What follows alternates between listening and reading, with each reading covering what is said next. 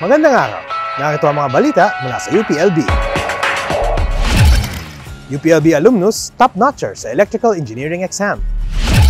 Isang species ng Rafflesia mula sa Cordillera, kinilala ng mga eksperto ng UPLB at University of Oxford. UP Men's Basketball Team panalo laban sa Taiwan NCCU Griffins.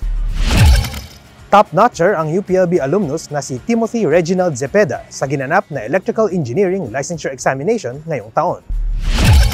Nakakuha ng score na 90.95 si Zepeda at nanguna sa mahigit 1,218 examinees na nakapasa sa naturang exam.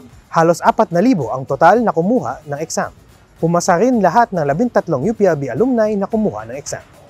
Ayon sa resultang inilabas ng Professional Regulation Commission noong September 8, muling nakamit ng UPLB ang 100% passing rate sa Electrical Engineering exam.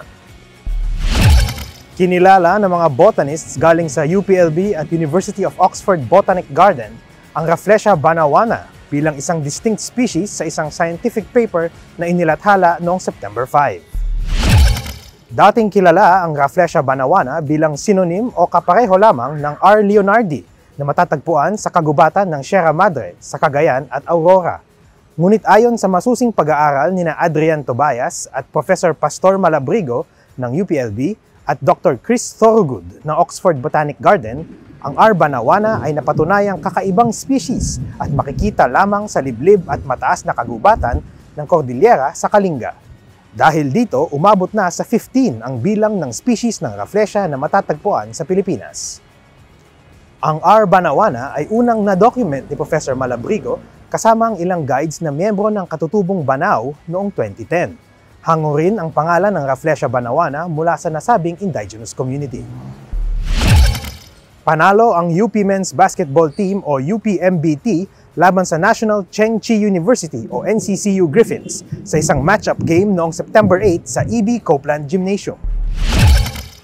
Tinalo ng UPMBT ang reigning World University Basketball Series champions na NCCU sa score na 92-67.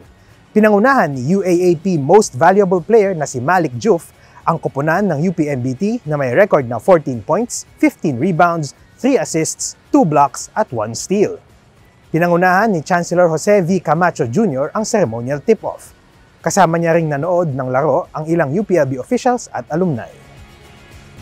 Ang UP Men's Basketball Team ay naghahanda na sa nalalapit na UAAP Season 86 na magsisimula sa September 30. At yan po ang mga nakalap naming balita ngayong linggo. Ako po si Albert Peralta, nag-uulat para sa UPLB Balita.